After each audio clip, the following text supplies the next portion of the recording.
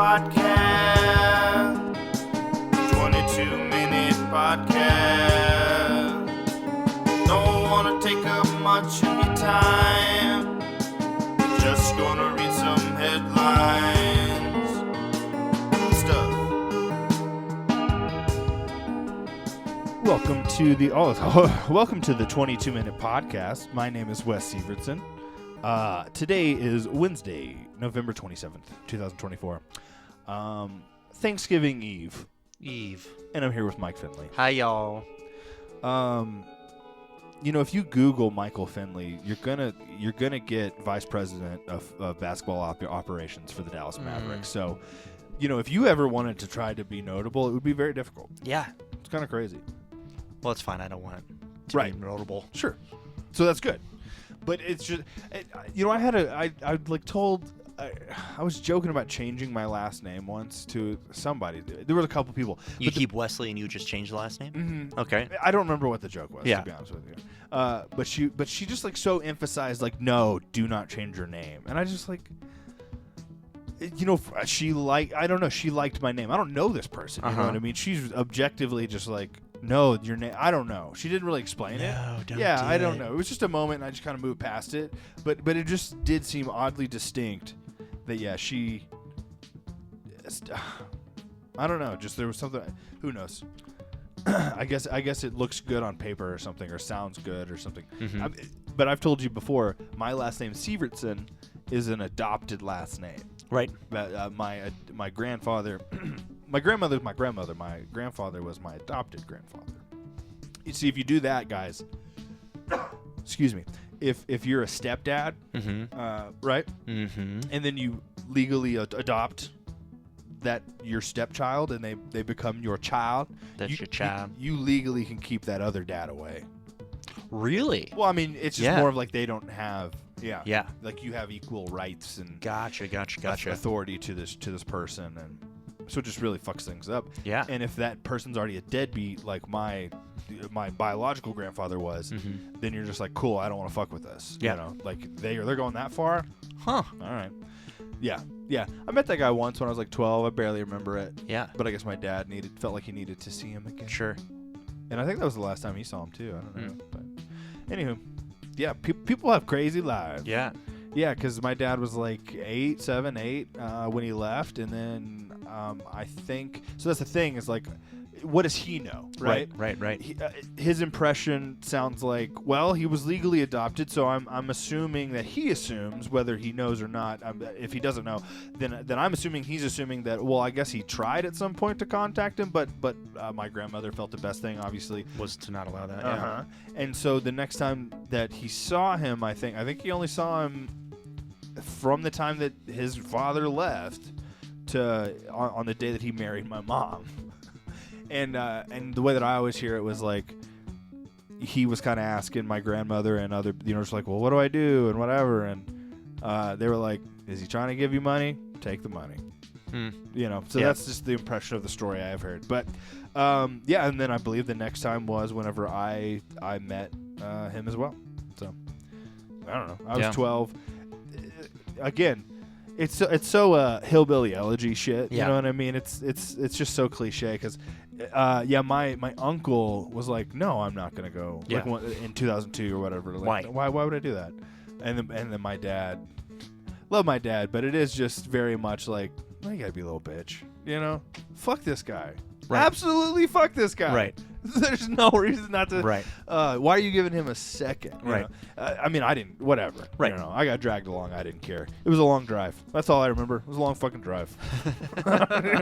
That's. I'm trying to get back to television and funny stuff. I don't need to be dealing with.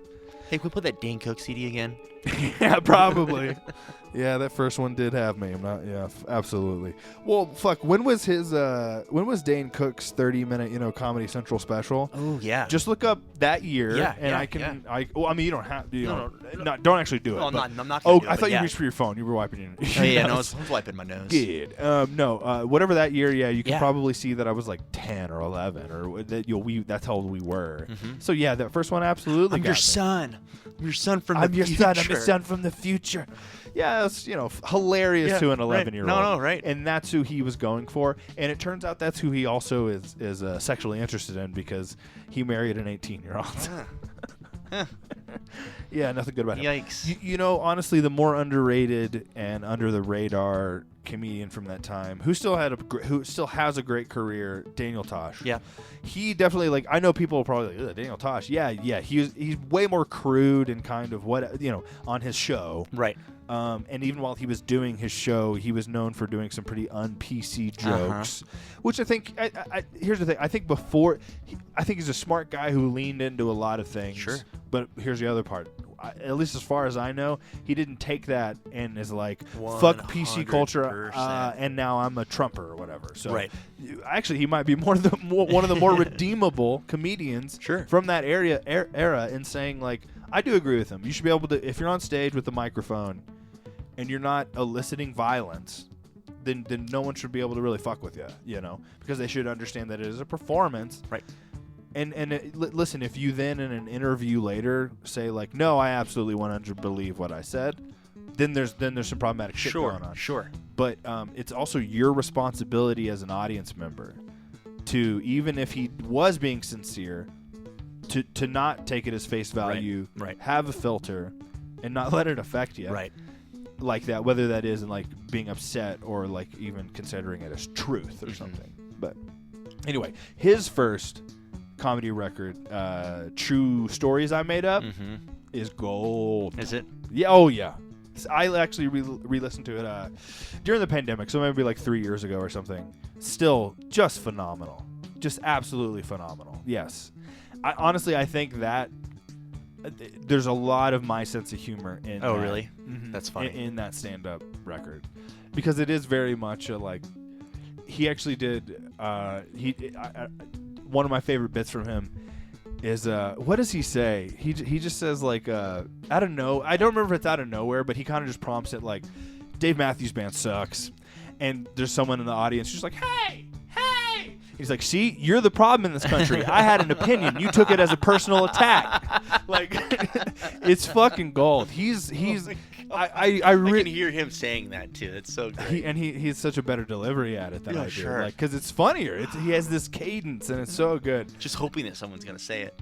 Yes, 100%, dude. He's great. I want the alternate universe where it wasn't Tosh.0 that was kind of his main thing that took up most of his career and kind of defined then which direction he kind of pushed his comedy. Obviously his sense of humor is still there, but it just does feel different, and his stand-up feels different after Tosh.0 started and everything from that record. But dude, that first one is just it's seriously, I don't think enough people probably, like, I don't listen to stand-up as much as I used to. Right. Like that, but I did as a teenager for sure, and that's gonna be the one that stands out. The Nick Swardson one I showed you, that one's really great too. People don't appreciate Nick Swardson enough, honestly. Yeah. All right, I don't think we've done one goddamn thing related to this day, and it's already been 8 minutes. Oh, nice. So maybe we should do that. Yeah. So today is November 27th. On this day in 1938. A sheriff's department in New Jersey arrests Frank Sinatra for seduction. That charge was later changed into adultery. I told you my theory on this. They first charged him with seduction because some chief of police got a hard-on watching him perform or something.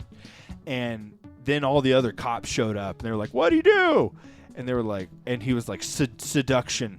He seduced everyone in here, and another cop was kind of like leaning over to a third cop, and was like, I think Ronnie got turned on by Frank Sinatra. I think the sheriff likes him. Yeah, and that started spreading as a rumor, and Frank Sinatra's lawyers heard that as well, and so now you're on I say. Yeah. Well, sure, you could lock him up for seduction, and we could also let the New York Times know that you're an effet. It's probably how they spoke at the time. And then the sheriff was like, "Oh no!" And so then they, he's Mr. Bill. Oh no! And then so they changed it to adultery. I don't actually know what the story is because they later dropped the case. But I feel like seduction to adultery. So what? He slept with a married woman. Yeah, I think so. I suppose Yeah. is actually what happened. It had nothing to do with a police officer, and it was actually probably I like your story. Yeah, well, but there were plenty of men back in the day who probably saw old Blue Eyes and were very confused about why they needed a larger size in their pants. You know, like this only usually happens with the big gal down at the deli. You know, The big gal down at the deli. the way she chops. The way she chops those pork. That pork into Those into tenderloins. chops. Ooh, I just love whenever her arm comes down and the back of her arm just jiggles. There's something about it. That'd be one of my new favorite characters. The guy who's into the sexy Uh-huh. butcher. Yeah. Well, I don't know if she's sexy, but he thinks she's She's sexy. definitely German. Yeah. Oh yeah.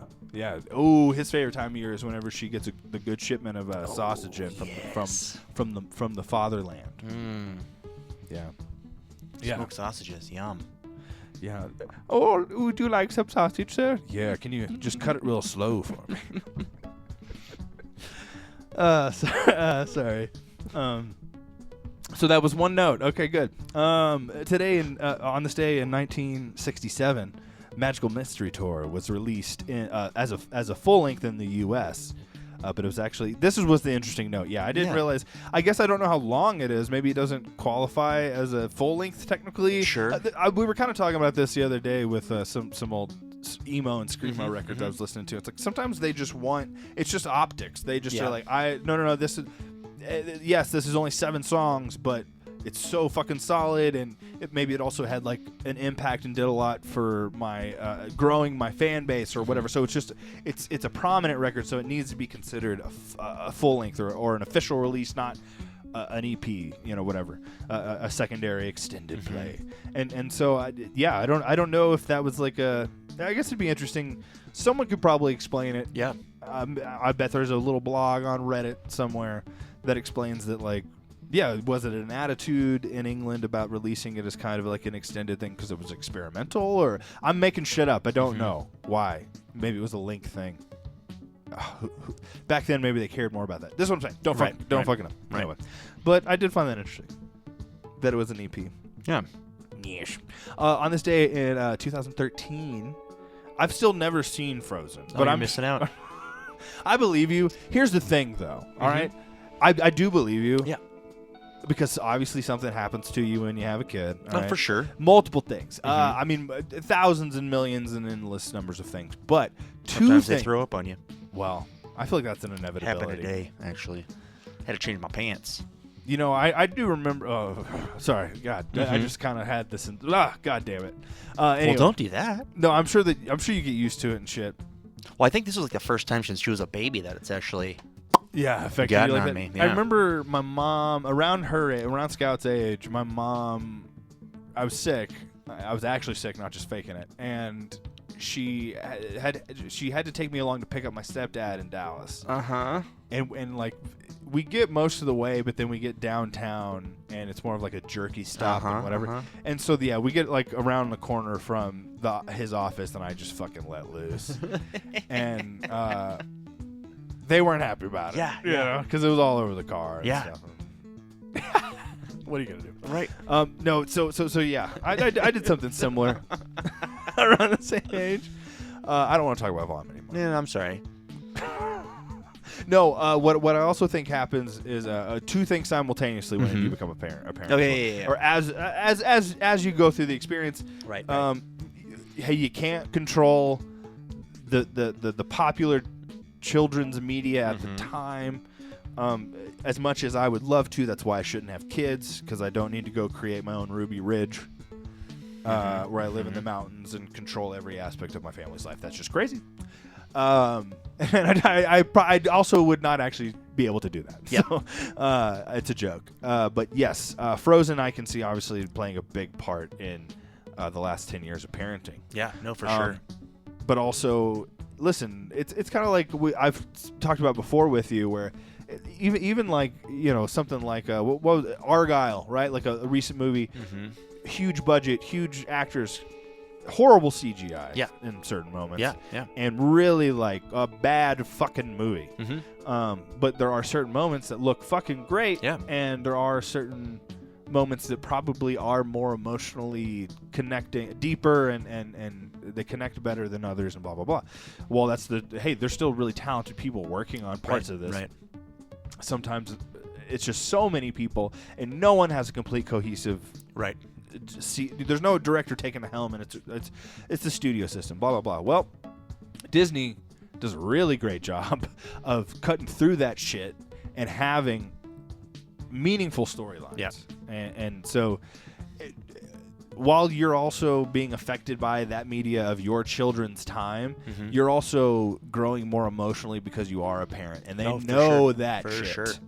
So as much as I do, this is a long way of saying, as much as I believe that Frozen probably is fine, great, great to fine, great. Yeah. It's also like me watching Her. I'm a single man, blah blah blah, fixating on blah blah blah. That's not your life. It is in some ways, but it's not the same. You have a family. You have other things that create meaning and prove meaning. Like you get to explore those things. And so yes, like they're just striking different chords for different people. And Disney knows what you're going through. Well, Disney also does a really good job of having like two directors for a lot of these animated movies. So like one might focus on this, and the other one might orchestrate that, and that's why they just work so well, because it isn't just one person trying to control this. It's like, no, these are these things, and I'll focus on these avenues, you focus on those avenues.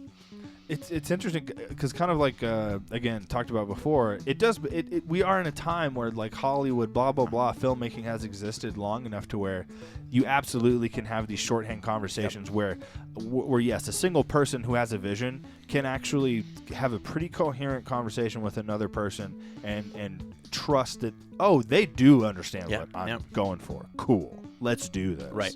And I just think that is way more possible now. But it does also make things more of a menu board. Do this. Do we want this? Do we not want this? And so it becomes. It feels colder in production. I think studios just are devaluing, like, because it is becoming something second nature to so many people who are in love with it. They're thinking, this is actually easier than we thought it was. We can just get ChatGPT to write a script and then have someone, someone punch it up. No, there's no passion in that. And that's ultimately why these people are here. Exactly. So if you're going to devalue that, wow, that's why there was a writer's strike. It's I mean, obviously, like there were more than just the writer's strike. Plenty of parts of the industry went into a strike. Oh my God. Okay. Fuck. How much time we got left? About 5 minutes. Oh, okay. So we can definitely get through. I mean, if we bust through these, we can get through all of them. Oh my God. Okay. In 2013, the Old Boy remake came out. Yeah. Bad. Yeah, it's really bad. It's incredibly bad. It was fucking Spike Lee, and I wanted it to be so good, and had Josh Brolin was really like kind of like coming right back. Oh yeah. Just like was really, really excited. What is her name? Elizabeth Olsen. Elizabeth Olsen. Yeah. All of it should have worked, but there's no sense of. Old Boy. If you go watch Old Boy for the time, like if you watch it now, you almost are like, ooh, this is kind of, like there's something. There's a little too. It's a little too dated. Some of the sequences and stuff, but for the time, it was just very. I don't want to say innovative. I don't think it was innovative, but it just used those elements really, really well for a release in 2003, 2001, whatever. And Spike Lee really could have taken the opportunity to introduce similar cinematic elements that I think, would have proven that he was more in tune with the narrative journey and the emotional journey of the protagonist, the main character there, and just all of that was lacking. Yeah. And then the fact that like he didn't create a true set piece at the end the way that the original Old Boy did with.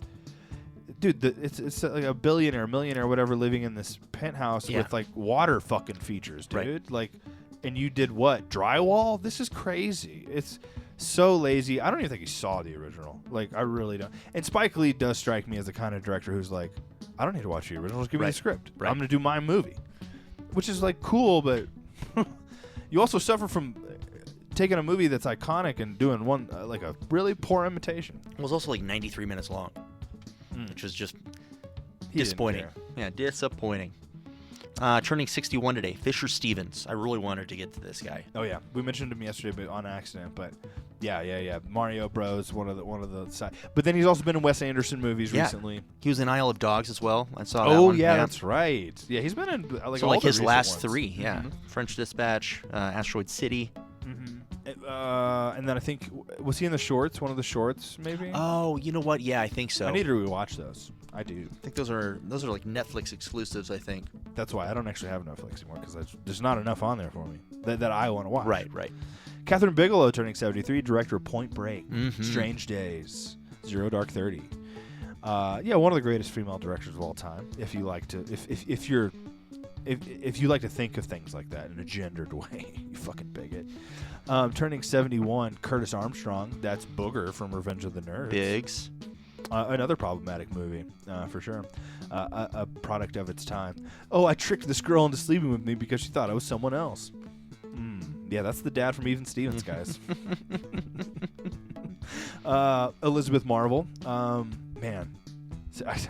No one wants to hear this, but yeah, she's just a lady when she comes on the screen. I just want to buy her. Oh, yeah. Like I said, hey, what do you like? You like a turkey sandwich? You like a Can I chicken buy you a sandwich? sandwich? Can I buy you a sub or something? You know, like you just want to take like 5 minutes. You know? Yeah, I know I'm like maybe 20 years younger than you, but that's okay with me. If it's okay with you. But no, she's in True Grit. She played the older version of Haley Steinfeld's character at the end. There. She's been in a bunch of other Yeah, shit. You, yeah. I mean, if you look her up, yeah, she's been in a bunch of shit. Jaleel White turning 48 today. Jaleel White, happy birthday, man. I'm sorry you never got under the cloud of Urkel, but I'm sure you're making plenty of money still from some Yeah. streaming service. I don't know. Having that on their platform. Okay, about 10 seconds left. Well, he's really good at calculations. Dark Knight, Shin Han, Chin on, happy birthday. Yeah. turning 55. 55. Okay,